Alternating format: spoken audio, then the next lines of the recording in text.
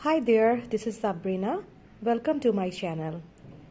This is my second video about IELTS preparation. আমি speaking এর উপরে একটা ছোট টিপস নিয়ে আসছি। টিপসটা হচ্ছে মেমোরি নিয়ে। মেমোরি মানে বোঝাতে চাচ্ছি আমি যে কিছু কিছু কিউ কার্ড অথবা পার্ট 1 বা পার্ট 3 কোশ্চেনে স্পিকিং এর সময় আমাদের পাস্ট ইভেন্ট ডেসক্রাইব করতে হয়।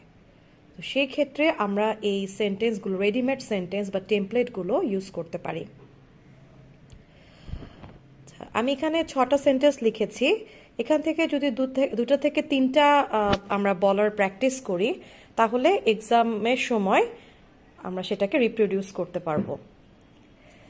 ফার্স্টে আমি 4 নম্বর যে sentence I can still remember vividly back in 2014 এই সেন্টেন্সটাকে একটু ডেসক্রাইব করব। অনেক সময় কিউ কার্ডে আমাদের পাস্ট ইভেন্ট ডেসক্রাইব করতে হয় এবং অনেক টপিকেই কিন্তু আমাদের করতে হয়। বলা যায় যে বেশিরভাগ টপিকেই অনেক সময় পাস্টে কি ঘটেছে সেটা বলতে হয়।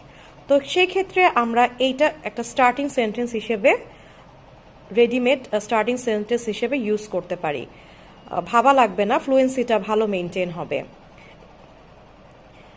যদি কখনো কোনো নির্দিষ্ট সন অথবা কোনো নির্দিষ্ট টাইম উল্লেখ করতে হয় আমি বলবো এই সেন্টেন্সটা ইউজ করতে।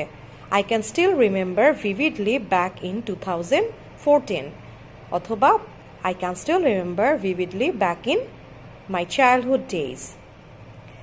আচ্ছা, এখন অনেক সময় কোনো কিছু মনে করে বলার সময় আমরা যে ফ্রেজটা ইউজ করি সেক্ষেত্রে আমি বলবো যে 4 রকম সেন্টেন্স আসলে ইউজ করা যায়।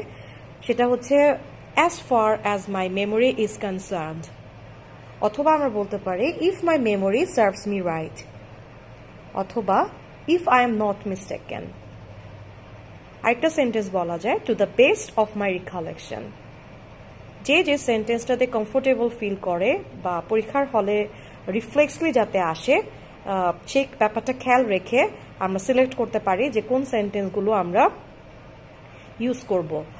তো আমি বলবো যে 6টা সেন্টেন্সই মুখস্থ করতে, কিন্তু যখন আমি বাসাতে প্র্যাকটিস করব নিজে নিজে কিউ কার্ড অথবা স্পিকিং যে টপিকসগুলো আসে কয়েকটা প্র্যাকটিস করলে নির্দিষ্ট 2-3টা যাতে আমি শেষ পর্যন্ত এক্সামে গিয়ে বলতে পারি। অনেক সময় দেখা যায় যে লাইনগুলো আমি মুখস্থ করলাম বা লাইনগুলো আমি মনে রাখলাম, কিন্তু সেটা যেহেতু খুব বেশি ওয়েল প্র্যাকটিস না লাস্টে গিয়ে কিন্তু বলা হয় না। তো এই জন্য অনেকগুলো না মনে রেখে 2-3টাকে সিলেক্ট করে সেটাকে বারবার প্র্যাকটিস করাটাকে আমি বলবো যে বুদ্ধিমানের কাজ হবে। আচ্ছা, লাস্ট সেন্টেন্সটা হচ্ছে যে কোনো কিছু মনে করতে গিয়ে আমি যদি মনে করি যে এখন আমার ওই স্মৃতিটা একটু ঝাপসা হয়ে গিয়েছে, এখন আমার খুব একটা মনে পড়ে না, তো সেই ক্ষেত্রে আমি এই লাইনটা ইউজ করতে পারি মাই recollection about that event seems to be a little bit hazy। এটাকে যদি আমি উদাহরণ হিসেবে বলি যে মাই recollection about the New Year celebration in my childhood days seems to be a little bit hazy।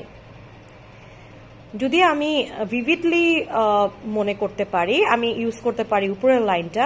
আমি যদি একটু হেজি মনে করি যে না আমি খুব ভালো করে মনে করতে পারছি না, তখন আমি লাস্টের এই লাইনটা ইউজ করতে পারি। Thank you.